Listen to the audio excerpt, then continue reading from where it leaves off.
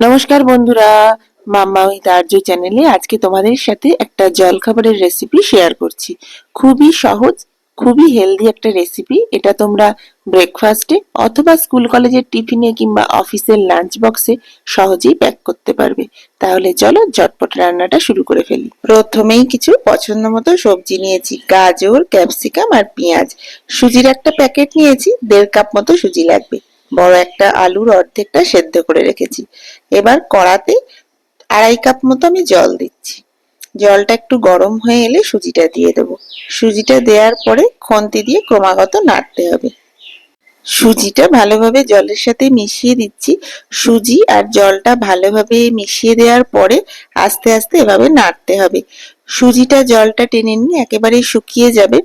এই পর্যায়ে আমি স্বাদ মতো লবণ আর হাফ টিস্পুন চাট মশলা দিলাম। সবটা ভালোভাবে মিশিয়ে দিচ্ছি। তোমরা চাইলে এখানে কাঁচা লঙ্কা বা লঙ্কা গুঁড়ো ব্যবহার করতে পারো। সবটা ভালোভাবে মিশিয়ে দেওয়ার পরে সুজিটা দেখো আগের থেকে অনেকখানি ঘন হয়ে গেছে, জল টেনে নিয়ে ফুলে যাবে। সমস্ত জলটা শুকিয়ে গিয়ে ঠিক যখন এই পর্যায়ে আসবে, হাত দিয়ে একবার এভাবে চেক করে নিও। যদি দেখো হাতের সাহায্যে এভাবে বলের মতো বানাতে পারছো, তাহলে বুঝবে সুজি তৈরি হয়ে গেছে। এবার গ্যাস বন্ধ করে সুজিটা ঠান্ডা হওয়ার জন্য অপেক্ষা করবে। আমি কড়া থেকে নামিয়ে অন্য একটা পাত্রে সুজিটা রেখে দিলাম। অপরদিকে আরো একটা কড়াতে 2 টেবিল স্পুন সর্ষের তেল নিয়েছি। এখানে পেঁয়াজ কুচিটা দিয়ে দিলাম। 2-1 মিনিট পেঁয়াজটাকে ভেজে নেবো। পেঁয়াজটা 2-1 মিনিট ভেজে নেওয়ার পরেই গাজর কুচিটা দিয়ে দিলাম। গাজরটাও আরো 1-2 মিনিট মতো ভেজে নেবো। গাজরটাও বেশ ভাজা ভাজা মতো হয়ে এলে আমি এখানে ক্যাপসিকাম কুচিটা দিয়ে দেবো। সবজিগুলো 3-4 মিনিটের জন্য ভালোভাবে ভেজে নিচ্ছি। সবজিটা খানিকটা নরম হয়ে এলে দিয়ে দিলাম স্বাদ মতো নুন আর 1 টিস্পুন জিরে গুঁড়ো দিলাম। মশলাগুলো দেওয়ার পরে সবজির সাথে ভালোভাবে মিশিয়ে ভালো করে নাড়াচাড়া করে চাপা দিয়ে দিলাম। 2-3 মিনিটের জন্য চাপা দিয়ে রেখেছিলাম। খানিকটা জল বেরিয়ে সবজিটা ওই জলেই সেদ্ধ হয়ে গেছে। আরো ভালোভাবে 2-1 বার নাড়াচাড়া করে আগে থেকে সেদ্ধ করে রাখা আলুটা খুব ভালোভাবে চটকে নিয়ে দিয়ে দিলাম। এবার আলুর সাথে সবজিটাকে ভালোভাবে মিশিয়ে দিতে হবে। খন্তির সাহায্যে খুব ভালোভাবে নাড়াচাড়া করে দিচ্ছি, যাতে আলু সেদ্ধটা সবজির সাথে একেবারে ভালোভাবেই মিশে যায়। এই মশলাটা আমি পুর হিসেবে ব্যবহার করব। তবে খেয়াল রাখবে কোথাও যেন আলুর টুকরোটা গোটা না থাকে। খন্তির সাহায্যে খুব ভালোভাবে ভেঙে দেবে। সবজি আর আলুটা খুব ভালোভাবে মিশিয়ে নেওয়ার পরে 2-1 মিনিটের জন্য ঢাকা দিয়ে রেখেছিলাম। 2 মিনিট পরে ঢাকাটা খুললাম। মশলা দেওয়া এই আলুর পুরটা পুরোপুরি রেডি। সবজি আর আলুটার মধ্যে এই মাখো মাখো ব্যাপারটা চলে আসা মানেই বুঝবে মশলাটা রেডি হয়ে গেছে। গ্যাস বন্ধ করে দিচ্ছি। ঠান্ডা হওয়ার জন্য অপেক্ষা করব। এবার আগে থেকে যে সুজিটা তৈরি করে রেখেছিলাম সেটা এখন ঠান্ডা হয়ে গেছে। আটা মাখার মতো করে একবার মেখে নেবো এটাকে। এবার এর থেকে ছোট ছোট বেশ কয়েকটা বল তৈরি করব। প্রথমেই দেখো খানিকটা সুজি নিয়ে একটা বলের মতো তৈরি করে ঠিক এইভাবে লেচি কাটবো। এইভাবে ছোট বাটির মতো তৈরি করে নেব। এর ভেতরে পুরটা দেব। ছোট একটা বাটি তৈরি করে নিলাম, 1 চামচ মতো পুর দিলাম। এবার বাটির মুখটা বন্ধ করে একটা গোল শেপ দেব। ঠিক এইভাবে বেশ কয়েকটা বল আমি বানিয়ে নেব। এই বলটা যেভাবে বানালাম ঠিক একইভাবে আরো একটা বল বানিয়ে নিচ্ছি। প্রথমে দেখো গোল করে নিচ্ছি, তারপরে একটা ছোট বাটির মতো তৈরি করে ওর ভেতরে 1 চামচ পুর দিচ্ছি।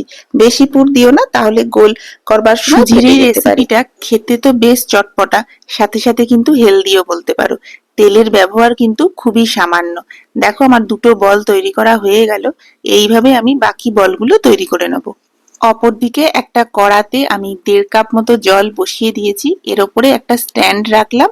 জলটা গরম হয়ে যাওয়ার পরে আমি একটা থালা রেখেছি। থালার মধ্যে কিছুটা সাদা তেল ভালোভাবে মাখিয়ে নিলাম। এরপরে সুজির বলগুলো রাখবো। যদি এই তেলটা দাও তাহলে সুজির বলগুলো খুব সহজেই উঠে আসবে।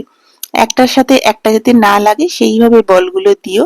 মিডিয়াম ফ্লেমে আমি ঠিক 15 মিনিট এগুলোকে ভাপিয়ে নিয়েছি। 15 মিনিট পরে ঢাকাটা খুললাম।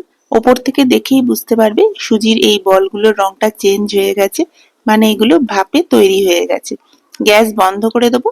এবার অন্য একটা কড়াতে 1 টেবিল স্পুন সাদা তেল দিয়েছি। হাফ টিস্পুন গোটা জিরে আর হাফ টিস্পুন গোটা সর্ষে দিলাম।